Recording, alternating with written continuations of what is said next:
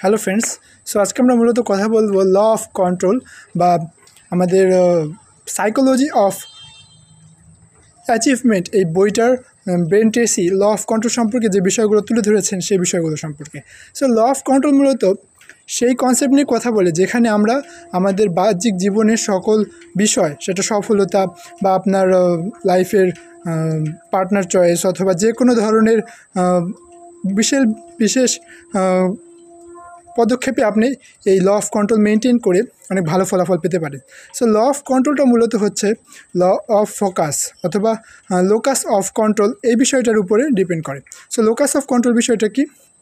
So locus of control বিষয়টার মধ্যে আবার দুটা ভাগ আছে। সেটা হচ্ছে একটা হচ্ছে ইন্টারনাল লোকাস অফ কন্ট্রোল আর একটা হচ্ছে external locus of control.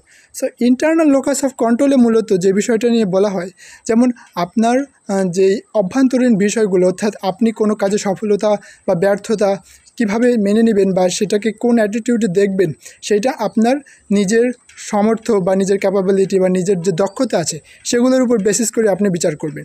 R external locus of control হচ্ছে যে আপনি যখন আপনার কোনো সফলতা ব্যর্থতা বা আপনার বাহ্যিক জীবনের যে কোনো কাজকে আপনার বাহিরের বিভিন্ন প্যারামিটার্স অথবা বাইরের বিভিন্ন যেই আমাদের প্রভাবকগুলো আছে সেগুলো দিয়ে বিচার করবেন, তখন সেটাকে বলা হয় external focus of control.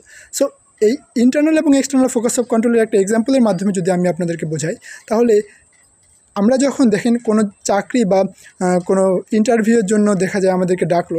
So আমরা ইন্টারভিউটা দিলাম নিজেদের সর্বোচ্চটা দিয়ে, দেন দেখা গেলো 2-4 দিন পরে যখন রেজাল্ট দিল তখন চাকরিটা আমাদের হয়েছে এই বলে তারা আমাদেরকে ডিসিশন দিল।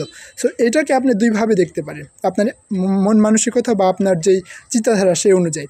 সো আপনি যদি ইন্টারনাল লোকাস অফ কন্ট্রোলের হয়ে থাকেন, তাহলে আপনি ভাববেন যে আমার যোগ্যতা ছিল, আমি পরিশ্রম করেছি, আমি ইন্টারভিউয়ের জন্য নিজেকে প্রস্তুত করেছিলাম, সেই অনুযায়ী ইন্টারভিউ দিয়ে আমি এই চাকরিটা পেয়েছি। কিন্তু যারা এক্সটার্নাল লোকাস অফ কন্ট্রোলের মাইন্ডের, তারা ভাববে যে এখানে অবশ্যই অনেক কম ইন্টারভিউর প্রার্থী ছিল অথবা চাকরির যেই প্রতিদ্বন্দ্বিতা কম থাকার কারণে আমি খুব ইজিলি সেখানে পেয়ে গেছি, বা সেখানকার অফিসের যেই আমার অথরিটিস বা এমপ্লয়ি যারা নিবে তারা আমাকে খুব দেখা যায় পরীক্ষা নিরীক্ষা ছাড়াই খুব ইজিলি চয়েস করেছে বলে আমি পেরেছি। সো আপনার এই দুই ধরনের মানসিকতা সাধারণত মানুষের মধ্যে দেখা যায়।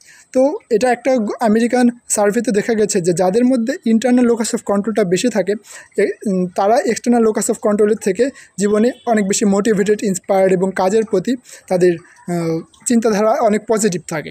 সো আপনি যখন যে কোনো কিছু অ্যাচিভ করতে চাইবেন, তখন আপনার সাইকোলজিটা এরকম ইন্টারনাল ফোকাস অফ কন্ট্রোলে থাকতে হবে। অর্থাৎ আপনি আপনার জীবনকে কীভাবে নিয়ন্ত্রণ করবেন সেটা আপনার নিজের উপর ডিপেন্ড